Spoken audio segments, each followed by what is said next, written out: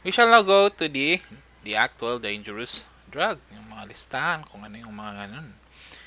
But before that, we shall discuss what are the popular plants and source of dangerous drugs. Okay, let's go. The marijuana plant. It is a Spanish-Mexican term used to refer to the Indian hemp plant. It is a plant that grows in a tropical region that attains approximate height of 15 to 20 feet. Pasahin ko na lang. So if you prefer na audio lang yung naririnig nyo, just follow my voice. The term Spanish and Mexican, di ba? Nanggaling yan sa Peru, di ba? Usually, uh, Spanish or Portuguese yung kanilang language. The oldest cultivated plant, diba? The scientifically named as Cannabis sativa lima, a member of the Cannabinaceae family of plants. So may female at may male. Usually female yung kinukuha nilang plant kasi mas malaki yung mas malakas yung kanyang epekto. The female, the pistillate, short but short-lived and short-lived. Well, the male plant is the staminate, taller but short-lived. It leaves form like a finger-like odd numbers, 3 to 13 finger-like leaves. So, ganun yung leaves niya, 3 or 13, ganun. The stalk of the plant can attain of the height of 3 to 16 feet, while the roots can attain approximately 8 inches. So, may resin. Ano kayang resin? Parang part siya ng marijuana plant na hashish found on top of the pistillate or the female marijuana. The active ingredient in this of alkaloid of the plant is called cannabin. The one that produces the plant is called cannabin. The one that produces physiological effect or the THC, tetrahydrocannabinol, concentrated alkaloid which is 5 to 20 times stronger than the plain marijuana plant. So, ito. Yan, mga pictures niya. And let's now go to the opium poppy plant.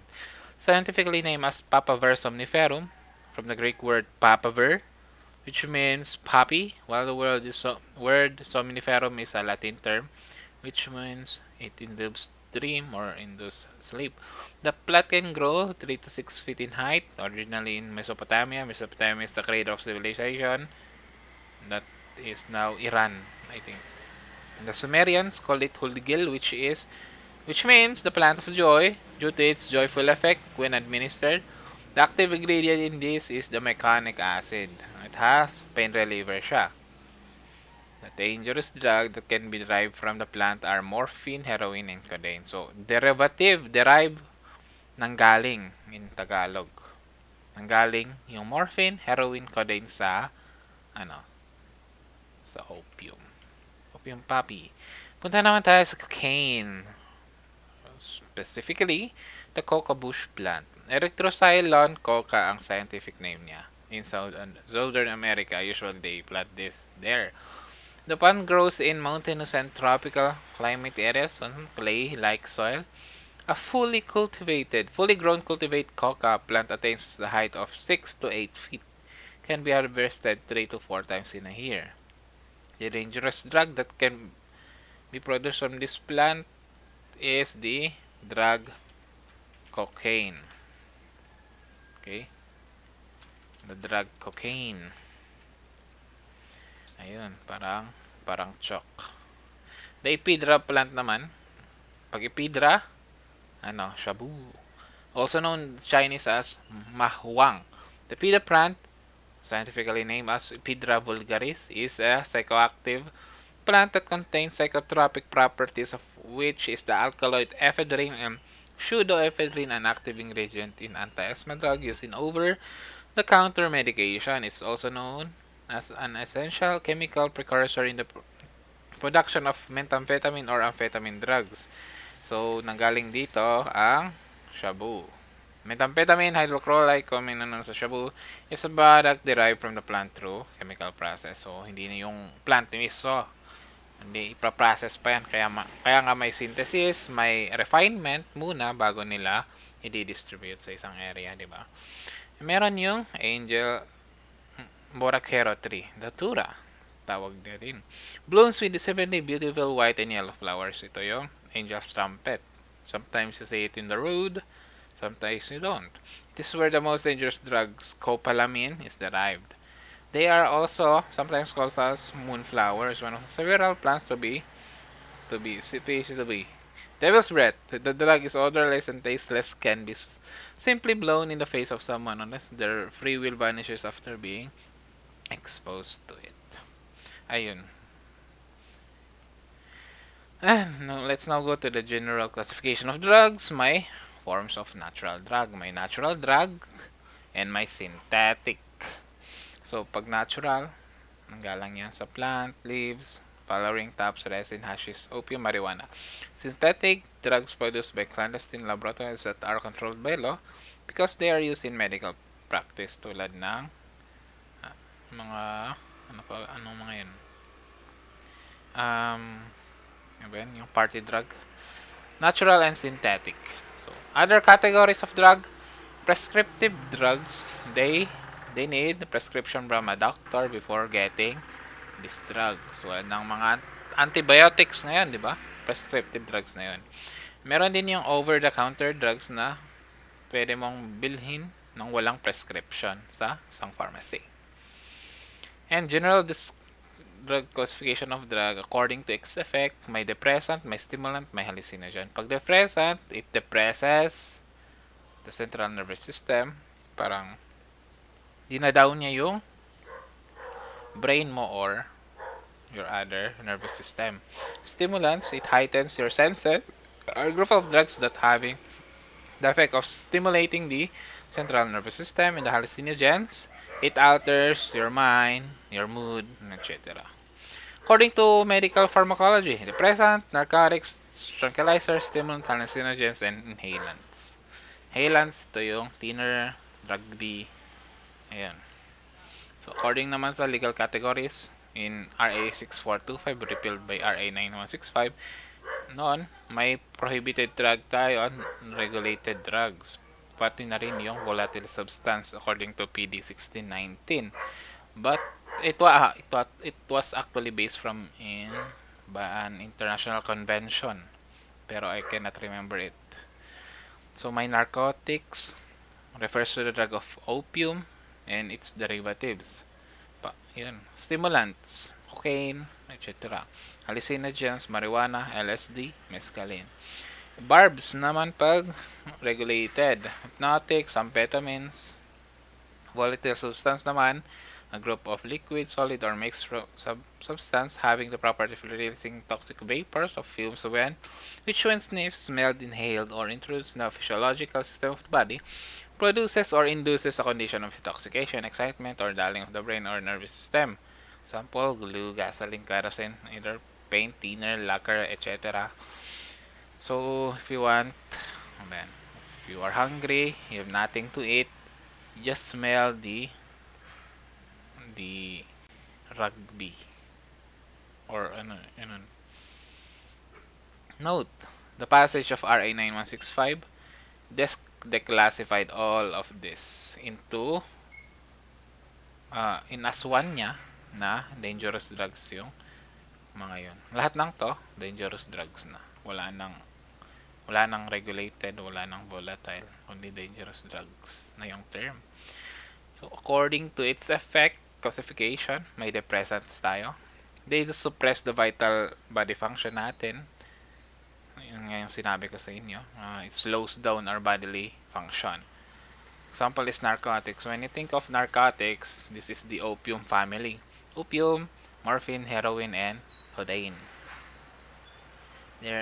Usually, they are painkillers. Kaya nga ginagamit ng mga soldiers noon. Naging soldiers, this is ang morphine kasi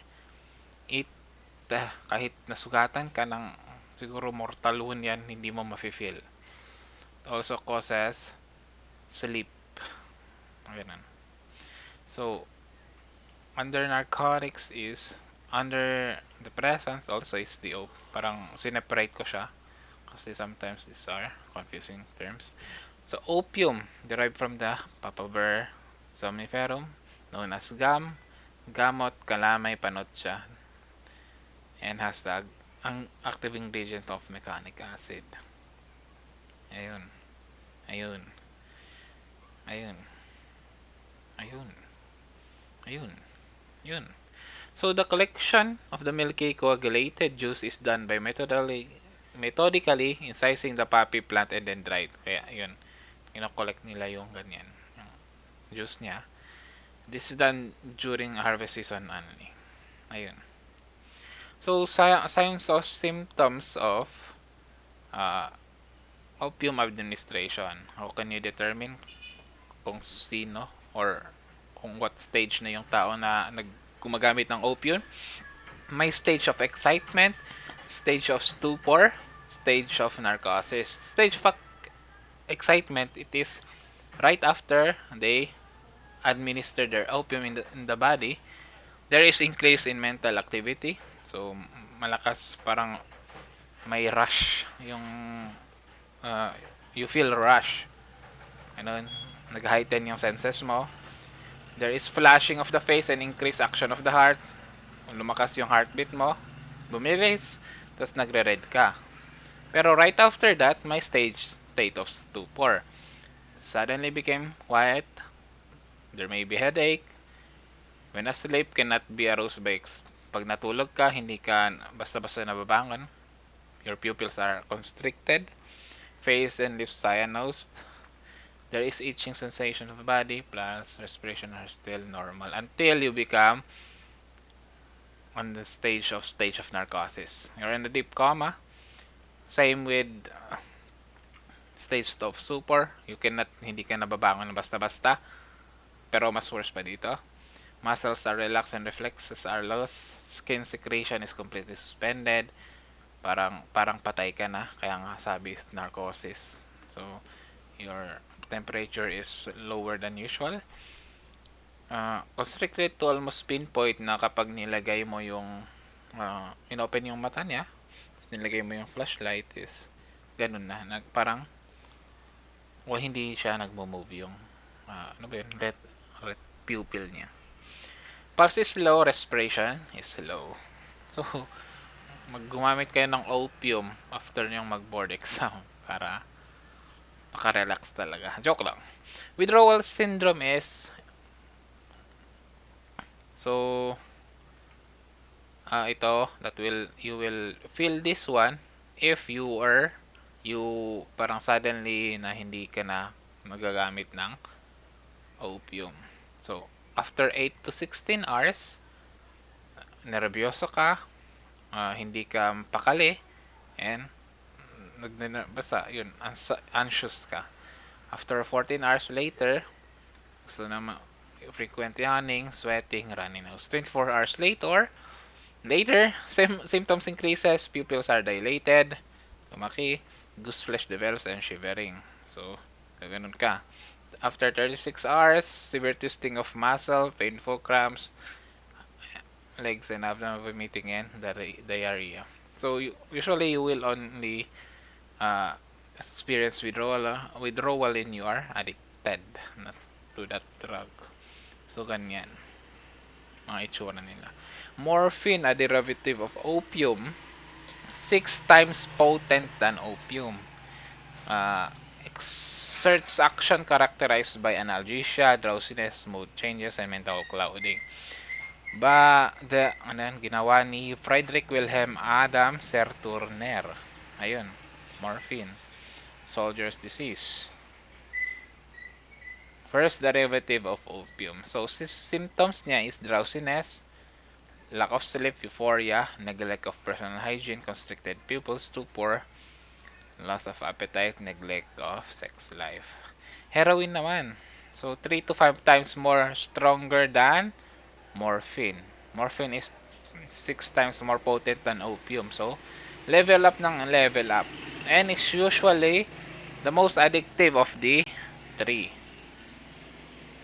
With a continued use, addiction occurs within 14 days. So, if every day mo ginagamit yan for 14 days, you will be addicted.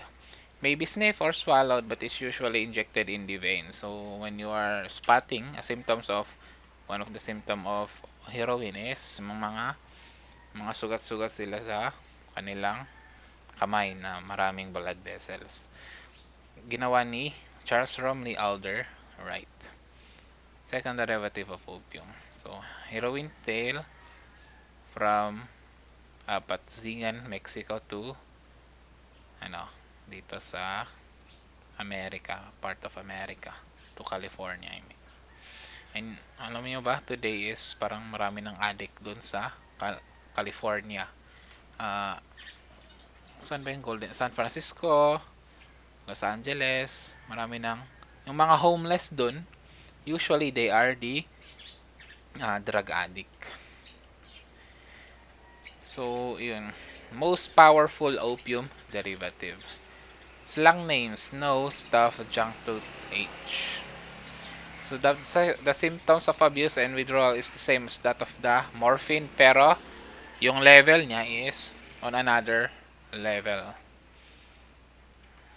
Ayun. It may be sniffed through that one or injected. Pag injected kasi is mas mabilis kasi nasa blood na eh. Codeine, the third derivative of opium, a derivative of morphine commonly available in cough syrup. By Pierre-Jean Robiquet. Withdrawal symptoms are less severe than other drugs. These cough medicines have been widely abused whenever hard narcotics are difficult to obtain. Kaya nagsasold out yung mga over-the-counter na mga cough syrup noon. Ayun. School name, Schoolboy, cough syrup. Next is paregoric, a tincture of opium in combination with camphor, and commonly used as household remedy for diarrhea and abdominal pain. Yun. Parang nanggaling din sa isang medicine. Pero, inabuse nila yung medicine. Kaya naging for them to experience high. Demerol and methadone, commonly synthetic drugs with morphine-like effects. Demerol is used as a painkiller pag nanganganak ka. So, yung withdrawal symptom nito is although it is so it is used in the treatment for the withdrawal symptoms for heroin. Di ba severe yung withdrawal symptoms niya kasi? Very anxious ka, nervous ka, gano'n, you're shivering. Para to cure that, kumakain sila ng Demerol. Pero, nakaka-addict din yung Demerol. Kaya, na-addict ka sa Demerol, kahit siguro naagapan yung kina-addict mo sa heroin, pero na-addict ka naman sa isang drug ng Demerol. Demerol is used in painkiller for baby childbirth. Barbiturates.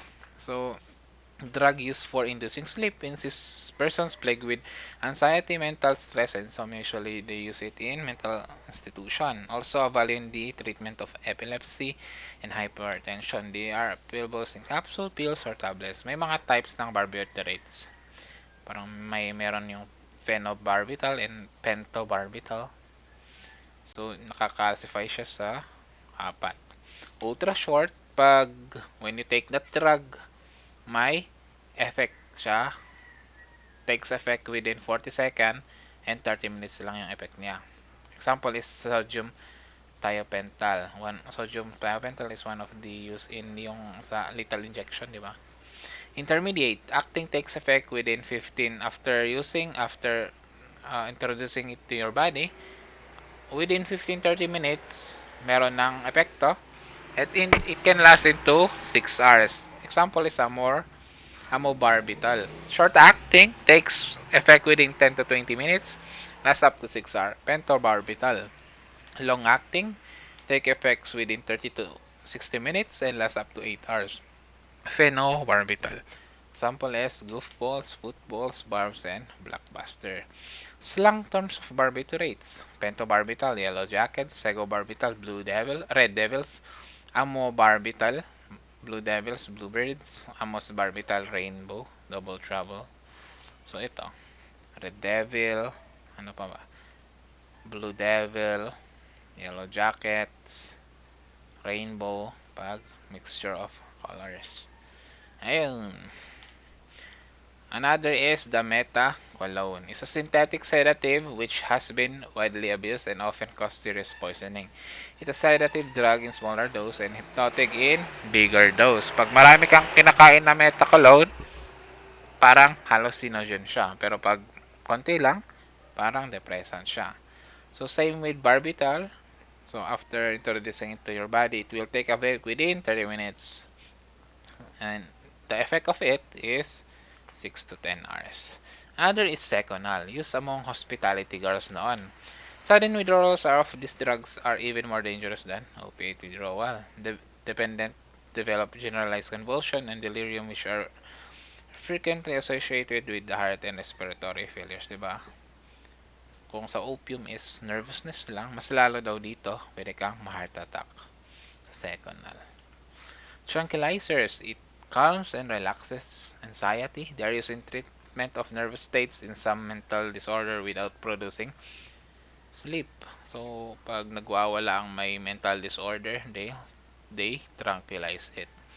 So, meron yung benzodiazepine from the bottom row, diazepam, chloride diazepexoid, flurazepam, clonazepam, clorazepate, lorazepam, oxazepam, pag pam-pam or pines, tranquilizers, mga yan. There are kinds of tranquilizers. May meprobate, a minor tranquilizer used for the relief of anxiety and tension muscular spasm. It does not produce sleep in small dosage, but overdose can result in dependence, both physical and psychological.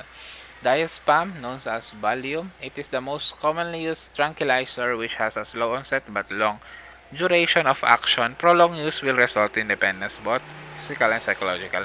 Sometimes I only read it para if you're not listening, you're not viewing it, you're listening and you can follow my voice. Ayun. So, effects of tranquilizers. Ay, sinabi ko na pala kanina. China White or methyl fentanyl. Actually, ginagamit ni Sir President, di ba? These are drugs synthesized from the basic morphine molecule, perhaps more than 10 times more potent than heroin. So, di ba? 6 potent yung morphine, 6 times more potent kaysa opium. 3 to 5 times more potent yung heroin sa morphine. Ito naman is 1,000 sa heroin.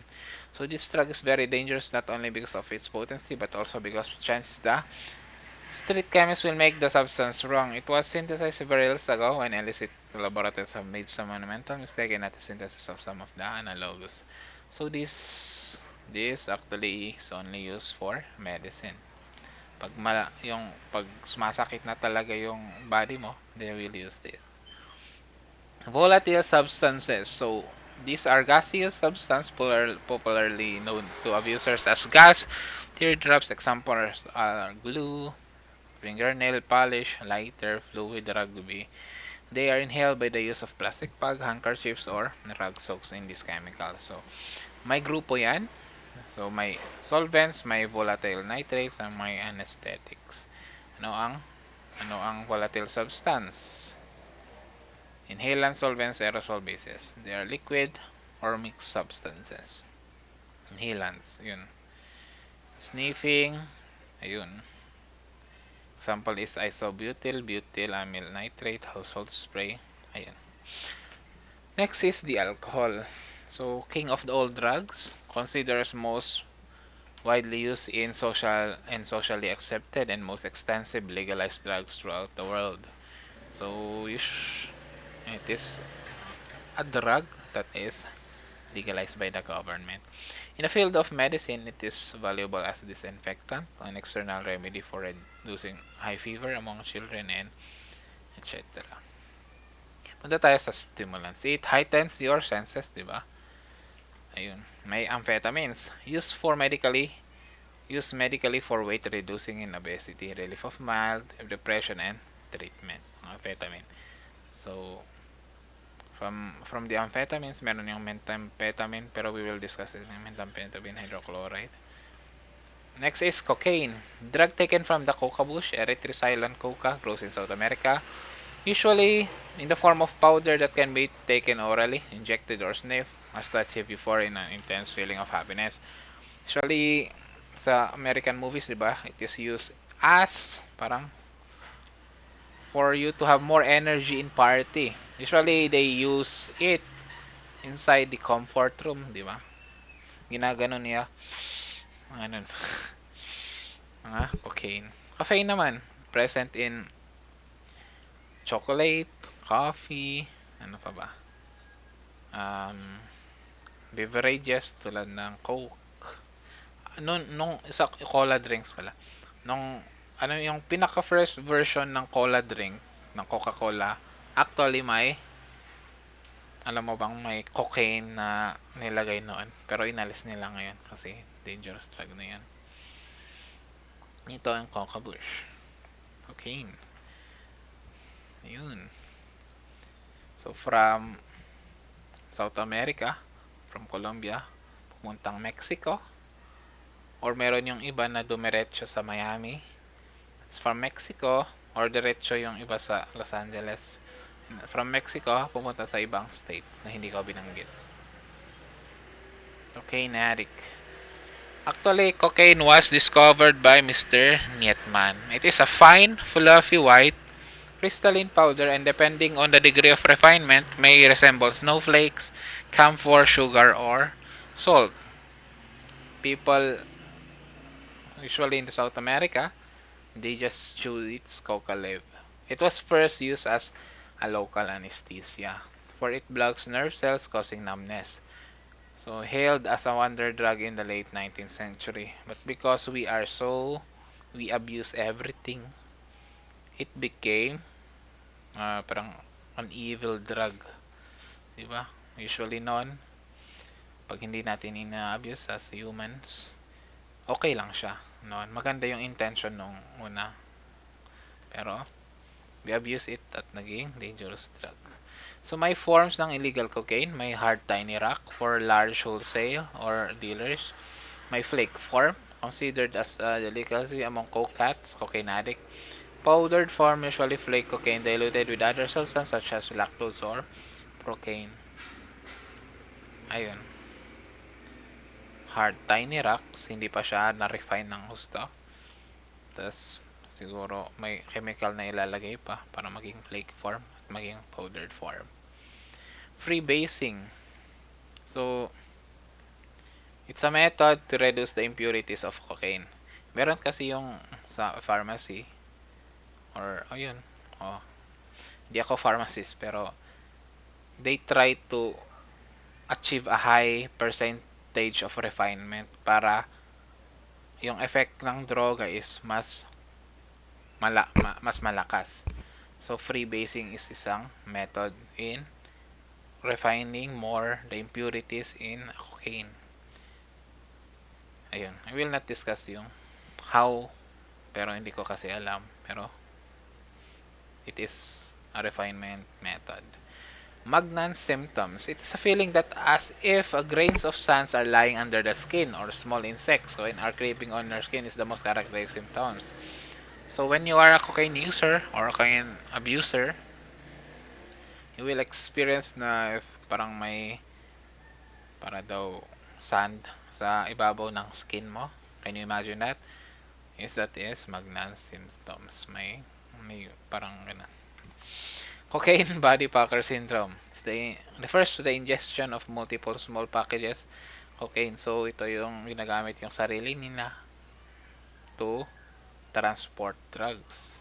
So kakainin nila or I think kakainin nila, lalagay nila siguro stomach I think para syempre i-wrap muna sila sa isang hindi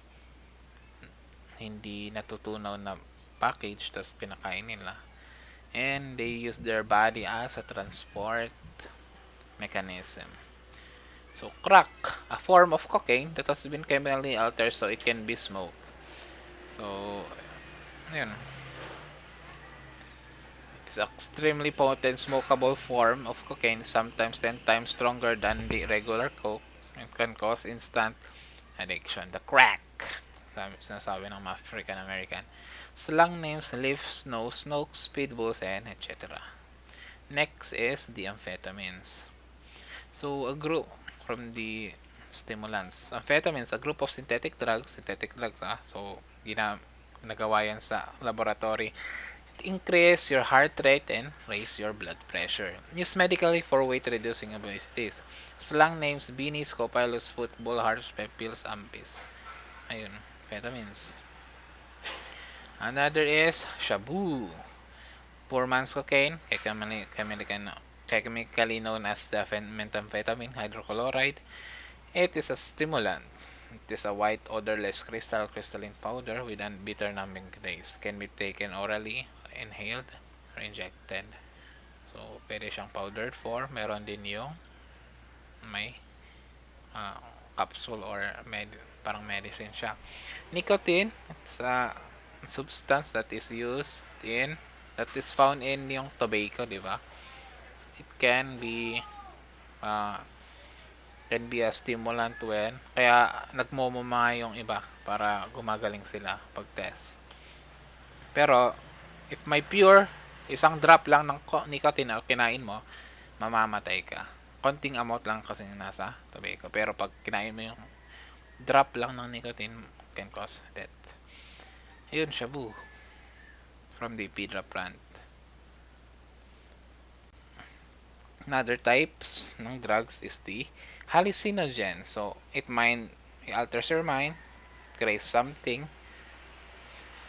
So, it hallucinates you, and etc. The effects of hallucinogen: strong emotional feeling, recalling previously suppressed ideas and thoughts, a feeling of a great creativity and imagination, lucid and astonishing clear thoughts. So, you can hear images, you can feel sounds, meron daw. One is marijuana, commonly abused hallucinogen in the Philippines because it can be grown extensively in the country. The effect of marijuana include a feeling of grandeur. Ayun. Cannabis sativa, lima plant. So, may dalawang variety. May female and male. Meron yung resin producing on top of the female marijuana. Meron yung fiber producing, which is the male marijuana. Pero lesser yung tetrahydrocannabinol niya. Ayun yung tsura.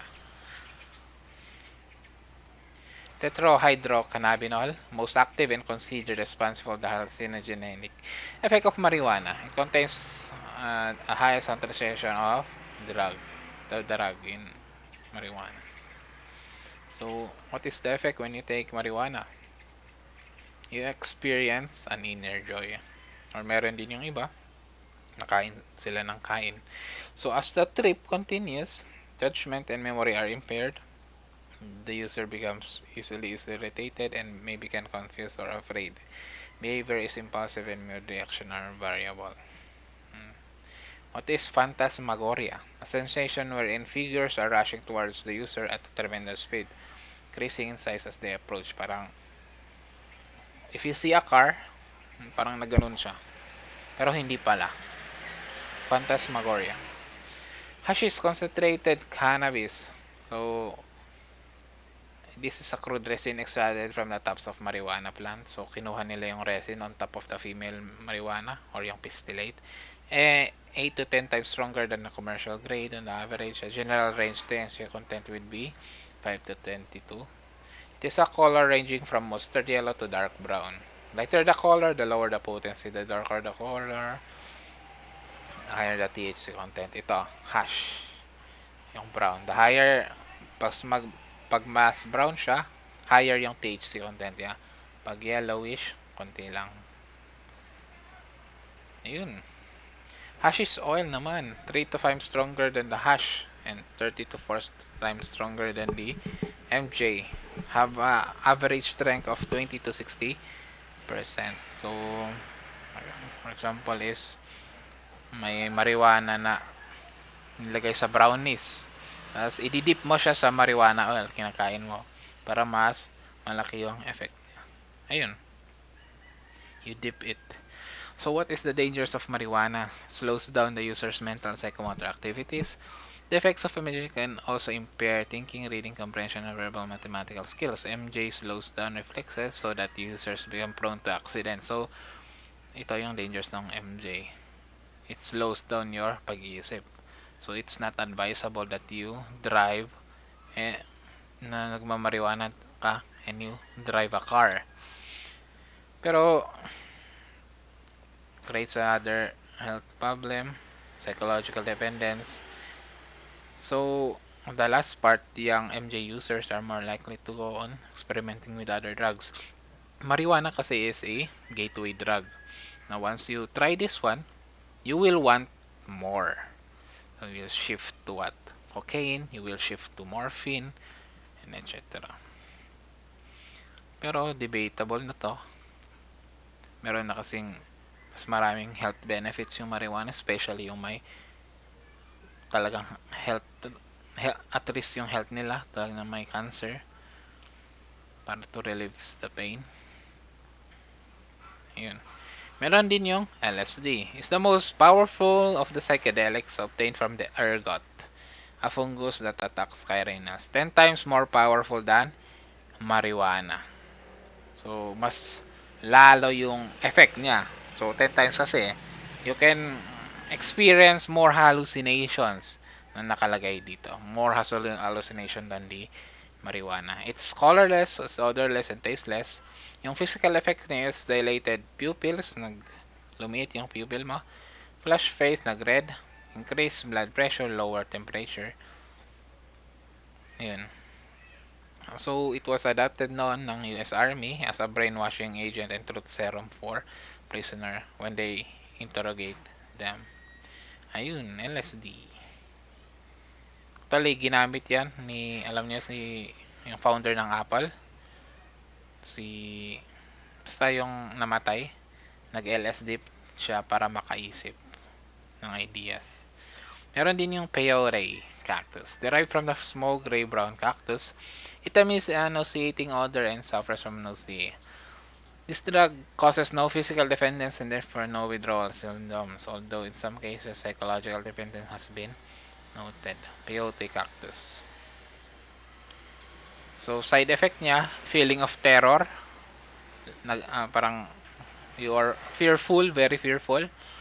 Perception, psychotic reaction. Parang nagba-blackout ka, sumusuntok ka na lang. Physical symptoms, similar to LSD. Peyote buttons are brown in color and resemble the underside of dried mushrooms. So, psilocybin mushrooms. Mescaline.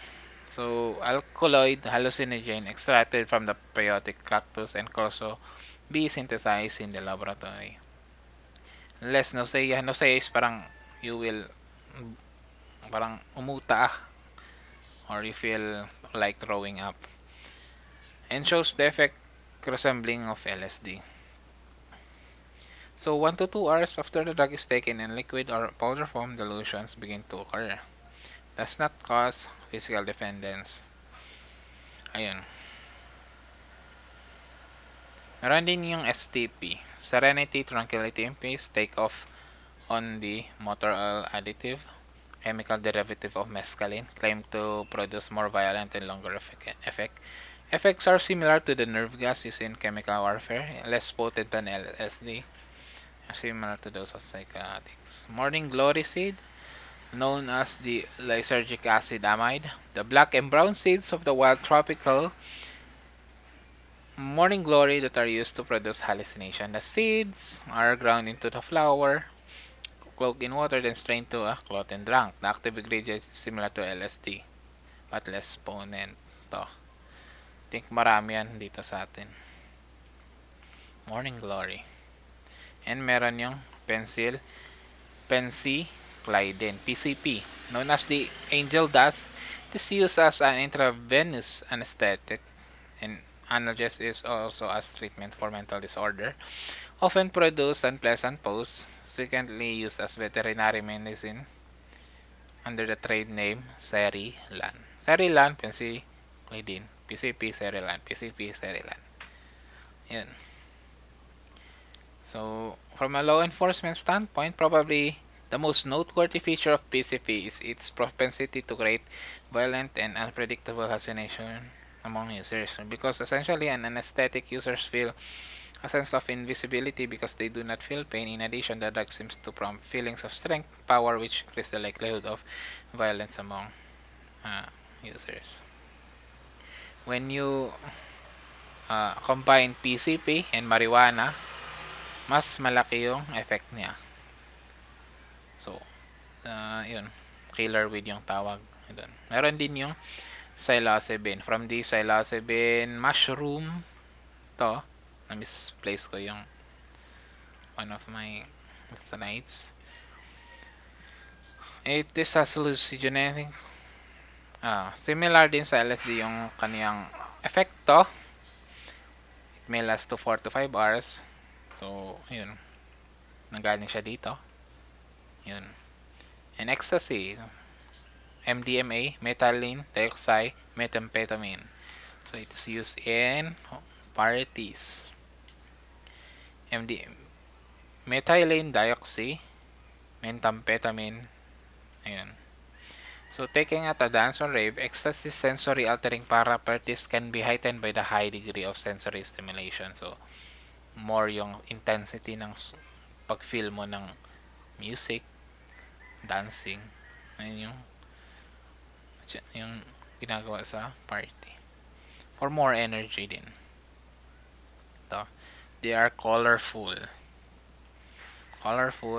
artistic. Meron din yung date rape drug. Ano to?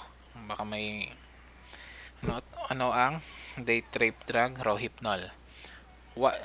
Why is it the date rape drug? Because it is colorless, odorless, and tasteless. It can easily be combined with your drink. So, if you're not looking, nababae ka sa bar, nilalagay yan, you will not parang mapapansin na may nilagay sa drink mo kasi it is colorless, odorless, and tasteless. So, ano yung epekto ng Rohypnol? You will not feel anything. May anterograde amnesia yung mafe-feel mo, which means that you will not remember what you have done last night. Ayun. Anong tawag sa Rohypnol? Roofies, roach, rope, forget me drug. Ayun, Rohypnol. And the commonly abused drugs are number 1, alcohol, 2, amphetamines, barbiturates, and until solvents.